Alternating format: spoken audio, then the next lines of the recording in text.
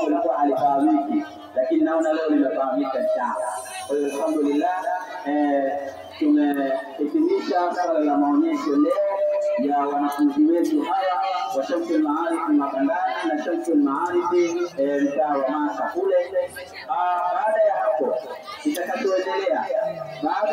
kitakachoendelea kwa leo ni wanafunzi pamoja na wazazi wao kurudi majumbani kwa ajili ya kwenda kujipumzisha kwa shughuli nzito walioanza kuanzia jana, uchambuzi wa mchele mpaka leo katika jambo la watoto wao. Basi kwa kweli kuna mashauri makubwa na kubwa zaidi, liko zito zaidi ya hili ambalo linahitaji nguvu na juhudi ambayo ni siku ya kesho ili iweze kufanyika inshallah. Sasa hii tuweze kulifanya vizuri jambo la kesho, basi bora kwa muda huu tuliokuwa nao tukapumzisha miili yetu wazazi na watoto wetu kwa ajili ya kutafuta nguvu ya kesho. Tuseme inshallah.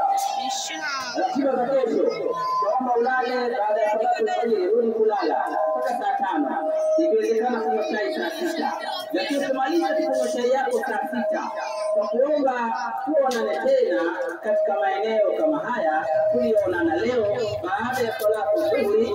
Maonyesho yaliyofanyika leo ya wanafunzi tuliowaona, tutarajia na kesho yafanyike maonyesho mengine ya wanafunzi wakubwa wenyewe tunazoea kuita wanafunzi wa bodi, ambayo yatafanyika maonyesho hayo kuanzia baada ya salatu dhuhuri. Tukimaliza ibada ya salatu dhuhuri, maonyesho yakiendelea.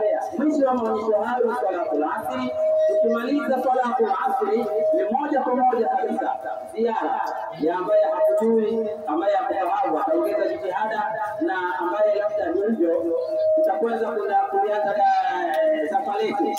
Kwanza kuna moja kwa moja mpaka katika taasisi ambayo kuchangia upande wa huku, lakini itakuwa ni bora zaidi leo baada ya salatu asri kama watapatikaniwa wanafunzi leo baada ya salatu asri wapatikaniwa wanafunzi kidogo, ikiwezekana sote kama na kijizaka tufanye ziara katika taasisi yetu ndogo ya Shamsul Maarif Makandani, ili kesho ipatikaniwe ziara kubwa kutoka hapa mjini kwa ajili ya kuanzisha zaka Shamsul Maarif Islamia kule mtaa wa Masa.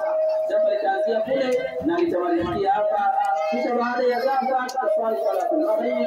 Baada ya salatu maghrib itakuwa ni zamuni ya watoto wa kike, kesho itakuwa zamu yao inshallah. Baada ya salatu maghrib watufungulize katika Kiswahili cha sasa, Kiswahili cha mtaani mtalizoea watoto watufungulize kidogo mpaka salatu isha. Viongozi wazee kutoka Shamsul Maarif Islamia, viongozi wetu wakiingia, tunatarajia kuanzisha jambo letu la maulidi inshallah. Baada ya hapo na baada ya kupata zao na ndio zao itakuwa jambo letu limekamilika. Kamalu billah wa ma alaina illa al-balagh al-mubin.